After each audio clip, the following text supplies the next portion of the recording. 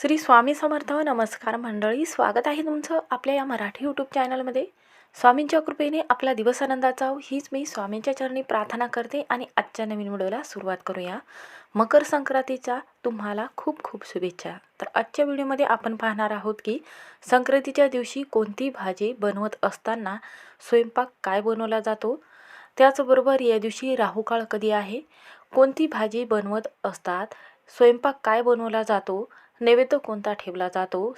तर पहा, मकर संक्रांत म्हणजे सण नाही तर महाराष्ट्रातील पहिला सण आहे, जो पहिल्या नवीन वर्षात येत असतो, ज्याला आपण सर्वात महत्त्वाचं म्हणत असतो.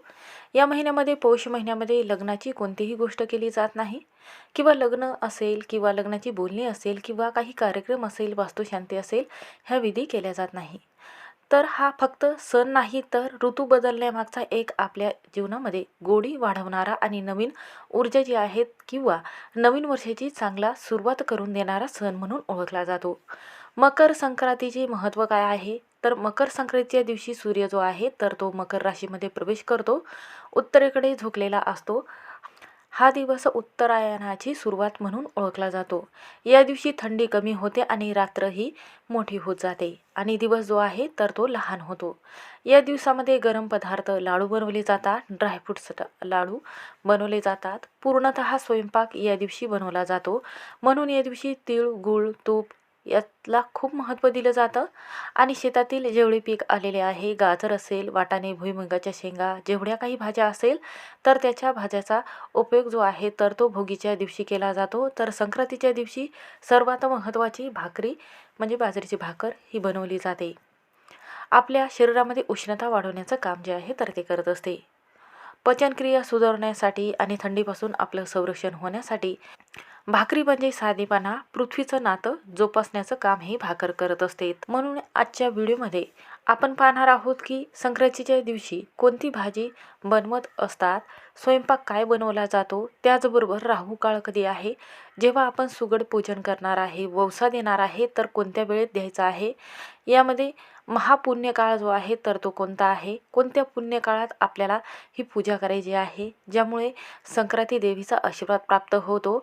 आणि राहू काळात जर तुम्ही पूजा करत असाल तर चुकूनही राहू काळामध्ये पूजा ही करू नका, नाहीतर पूजेचं संपूर्ण फळ आपल्याला लाभणार नाही.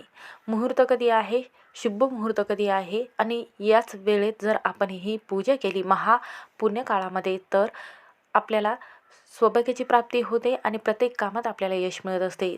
तर आपल्याला उपाय कसे करायचे आहे, सेवा कशी करायची आहे, त्याचबरोबर या दिवशी काय करावे, काय करू नये, याबद्दलची सविस्तर माहिती या व्हिडिओमध्ये जाणून घेणार आहोत. त्यामुळे व्हिडिओ हा शेवटपर्यंत नक्की पहा.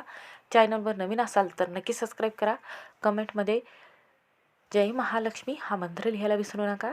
तर पहा, या दिवशी संक्रांतीच्या दिवशी आपण भाजी बनवत असतो, लाडू बनवत असतो. तिळगुळ हे एकमेकाला दिल्याशिवाय हा सण अपूर्ण म्हटला जातो. गुळ घ्या आणि गोड बोला, आपण असा संदेश जो आहे तर तो सगळ्यांना म्हणत असतो.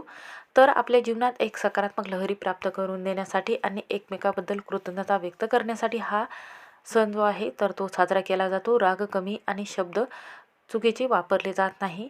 तिळाचं असं महत्त्व आहे की नकारात्मकता दूर करते. जीवनातील पाप जे आहे तर ते नकळत झालेले आहे तर ते पाप नष्ट करण्याचं काम हे काळे तीळ करत असतात. तर गूळ जे आहे तर प्रत्येक कामात आपल्याला गोडवी आणून देतो आणि सकारात्मक ऊर्जा प्राप्त करून देत असतो. संक्रांतीच्या दिवशी पदार्थाची जे आपण सेवन करतो तर या दिवशी पुरणपोळीचा स्वयंपाक बनवला जातो, याशिवाय हा सण अपूर्ण म्हणला जातो. त्याचबरोबर साजूक तूप व ताक हे पचनक्रिया व्यवस्थित सुरळीत चालवत असतो आणि उष्णता कमी करत असतो आणि तुपाने आपली जी इच्छा आहे तर ती लवकर पूर्ण होत असते. म्हणून तूप नकारात्मकता दूर करून सकारात्मक ऊर्जा जी आहे तर ती प्राप्त करण्याचं काम करत असतो. संक्रांतीचे जेवण तुपाशिवाय अपूर्ण म्हटले जाते. देवाला नैवेद्यामध्ये कोणता पदार्थ दाखवावा, तर पहा, या दिवशी एकादशी आहे, म्हणून या दिवशी आपल्याला काय करायचं आहे, जे तिळगुळाचे लाडू आहे किंवा उपासाचे लाडू आहेत किंवा उपासाची खिचडी आहे तर तोच नैवेद्य देवाला दाखवायचा आहे. मनामध्ये कृतज्ञता असावी. संक्रांतीला कोणत्या गोष्टी आपल्याला आवर्जून टाळायच्या आहे, कोणते थंड पेय खाऊ नये, तर पहा, या दिवशी तळलेले मसालेदार पदार्थ खाऊ नये, आंबट तिखट त्याचबरोबर मांसाहारी पदार्थ खाऊ नये, कोणालाही वाईट शब्द बोलू नका. तर यंदा मकर संक्रांतीला ही मोठी चूक करू नका. तर पहा, नवीन वर्षातील पहिला हा अत्यंत महत्त्वाचा सण आहे. तर शास्त्रानुसार मकर संक्रांतीला एक रंग कटाक्षाने टाळायचा आहे आणि जर तुम्ही दुर्दैवाने 90% लोक किंवा स्त्रियाही नकळत चूक करतात, तर पिवळा रंग जो आहे तो पूर्णपणे वर्ज्य आहे. यंदा देवीने पिवळा रंग धारण केलेला आहे असल्यामुळे या दिवशी पिवळा रंग घालणे अशुभ मानले जाते. त्यामुळे पिवळ्या रंगाची साडी असेल, ड्रेस असेल तर टाळायचं आहे. त्याचबरोबर दागिने घालायचे आहेत का? पहा, सोनं हे वेगळं आहे, पण शंका नाही, कारण ही माता लक्ष्मीचं अत्यंत प्रिय असणारं सोनं आहे. तुम्ही सोनं घालू शकता, हळद वापरू शकता, पण पिवळ्या रंगाची साडी घालू नका. तर काळा रंग अत्यंत शुभ मानला जातो या दिवशी घालायला. यामुळे दृष्ट लागत नाही आणि आपल्याला संक्रांती देवीचाही आशीर्वाद प्राप्त होतो. या दिवशी हिरवा, लाल, गुलाबी, केशरी या रंगाची साडी तुम्ही परिधान करू शकता. त्याचबरोबर या दिवशी हिरव्या रंगाच्या बांगड्या घालाव्यात. तर एका हातामध्ये बांगड्या एकने जास्त असाव्यात. उदाहरणार्थ तुम्ही एका हातामध्ये 12 जर घातलेले असेल तर दुसऱ्या हातामध्ये 13 अशा पद्धतीने आपल्या बांगड्या घालायच्या आहेत. तर या दिवशी लाखेची एक बांगडी आवर्जून घालायची आहे. असं म्हणतात या दिवशी जर तुम्ही लाखेची बांगडी घातली तर कोणत्याही कामामध्ये आपल्याला सकारात्मकताही मिळत असते. पहा, 14 जानेवारीला 2026 हा दिवस केवळ मकर संक्रांतीच नाही तर शरतीला एकादशीचा देखील सण आहे. या दिवशी एक मोठा योगायोग घडणार आहे, कारण शरतीला एकादशीला आणि मकर संक्रांती या दिवशी एकत्र आल्यामुळे त्याआधी हा योगायोग 11 वर्षापूर्वी म्हणजे 2015मध्ये घडला होता. म्हणून या दिवशी तुम्हाला जास्तीत जास्त काही करायचं नाही, पण आंघोळीच्या पाण्यामध्ये पांढरे तीळ टाकून आंघोळ करायची आहे. यामुळे भगवान श्री हरिविष्णूचा आशीर्वाद प्राप्त होतो. तसंच यामध्ये थोडासा गूळ टाकायचा आहे, ज्यामुळे थंडावा आणि उष्णता कमी करण्यासाठी गूळ हा अत्यंत पवित्र आणि पदार्थ जो आहे गोडवा आणून देणारा म्हटला गेलेला आहे. त्याचबरोबर थोडीशी हळद टाकून आंघोळ करायची आहे आणि त्याचबरोबर मनात ओम नमो भगवते वासुदेवाय नमः हा मंत्र रोज आपल्याला सकाळ ते संध्याकाळ हा संक्रांतीच्या दिवशी दिवसभर म्हणायचा आहे. यामुळे तुमच्या मनातील सर्व इच्छा मनोकामना ह्या लवकर पूर्ण होतील.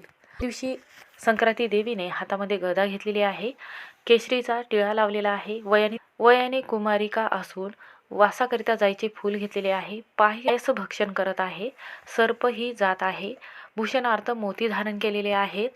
त्याचबरोबर वर्ण आणि नक्षत्राचे नाव मंदाकिनी आहे. समुदायाचे मुहूर्त आहेत, पूर्वेकडून पश्चिमेकडे जात आहे, वायव्येस पाहत आहे. त्याचबरोबर संक्रांतीचे फळ काय असणार आहे, तर संक्रांतीने ज्या वस्तू परिधान केलेल्या आहेत तर त्या वस्तू महाग होतील आणि संक्रांती जिथून आलेली आहे तेथील जनतेला सुख प्राप्त होणार आहे. तर यंदा मकर संक्रांती 2026चा मुहूर्त काय आहे, तर संक्रांतीचा क्षण सूर्य मकर राशीत प्रवेश करणार आहे, तर दुपारी 3:13 सुरू होणार आहे आणि पुण्यकाळ मुहूर्त जो आहे तर या दिवशी दुपारी 3:13 ते संध्याकाळी 5:45 या कालावधीमध्ये 2 तास 32 मिनिटे पुण्यकाळ आहे. या वेळेमध्ये आपल्याला वौसा हा म्हणजेच विठ्ठल रुक्माईला आपल्याला वौसा हा अर्पण करायचा आहे. तर पुण्यकाळ कधी आहे, तर दुपारी 3 वाजून ते संध्याकाळी 4:58 आहे.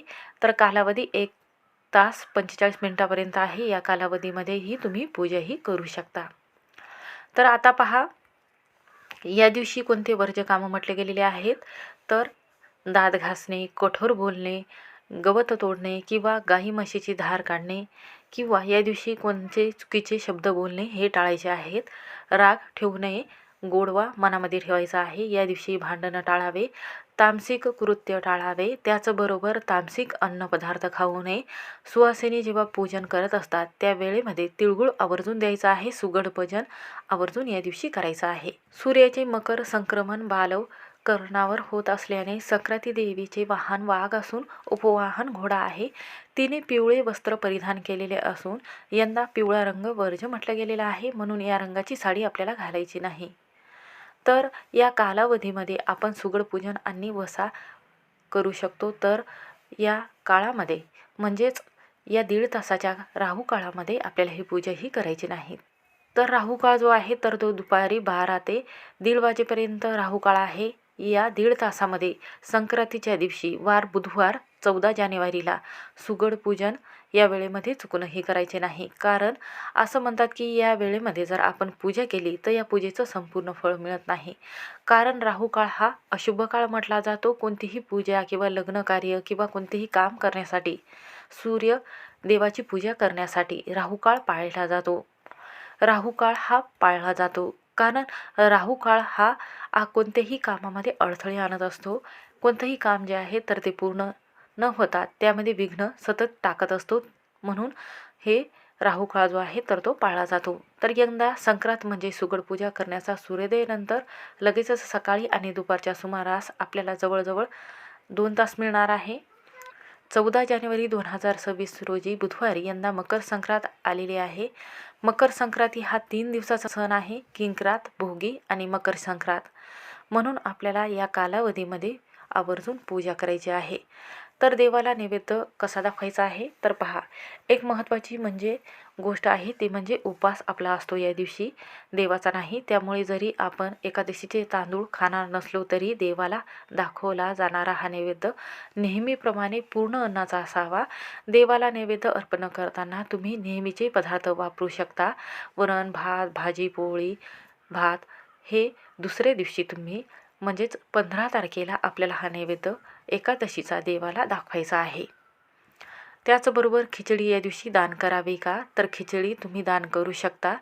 खिचडी दान केल्याने अत्यंत शुभ मानलं गेलेलं आहे. तर पहा, एकादशी आणि संक्रांत या दोन्ही व्रताचे पूर्ण पुण्य मिळावे यासाठी यंदा भाविकांनी खालील वस्तूचे दान आवर्जून करायचे आहे. तर पहा, या दिवशी तीळ किंवा गूळ, शरदीला एकादशीला तिळाचं मोठं दान आहे.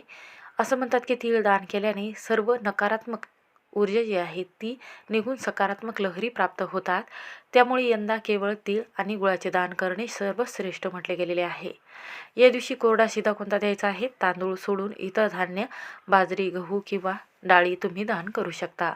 तर वस्त्र उबदार आणि कपडे, थंडीचे दिवस असल्यामुळे ब्लँकेट किंवा कपड्याचे दान करू शकता. हे अत्यंत शुभ मानलं जातं. भोगी व दुसऱ्या दिवशी संक्रांत आणि तिसऱ्या दिवशी किंक्रात असे 3 सण असतात. या तिन्ही सणामध्ये 14 जानेवारीला 2026 बुधवारी यंदा मकर संक्रांत आलेली आहे. मकर संक्रांतीचा सण अत्यंत शुभ मानला जातो. यंदा संक्रांत म्हणजे सुगड पूजा करण्यासाठी सूर्योदयानंतर लगेचच सकाळी आणि दुपारच्या सुमारास 3 ते 4 वाजेपर्यंत वेळ असणार आहे. या वेळेमध्ये सुगड पूजन तुम्ही करू शकता मकर संक्रांतीच्या दिवशी.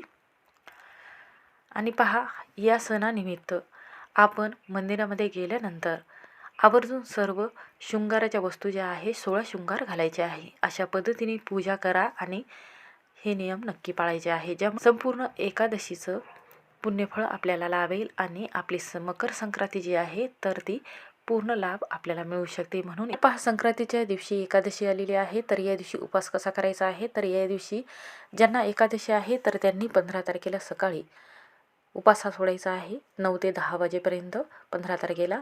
आणि ज्यांना उपवास नाही तर त्यांनी संक्रांतीच्या दिवशी जेव्हा तुम्ही ववसा अर्पण करून येता, ववसा तुम्ही देवाला अर्पण करता त्या वेळेमध्ये सकाळी किंवा संध्याकाळी घरी आल्यानंतर ववसा तुम्ही अर्पण केल्यानंतर संध्याकाळी हा उपवास सोडू शकता. पण ज्यांना एकादशी आहे तर त्यांनी उपवास जो आहे तर एकादशीचा उपवास हा संपूर्ण करायचा आहे, ज्यामुळे एकादशीचं पुण्य तुम्हाला लाभेल. आणि श्री स्वामी समर्थ. व्हिडिओ आवडला असेल तर स्किप न करता शेवटपर्यंत नक्की पहा.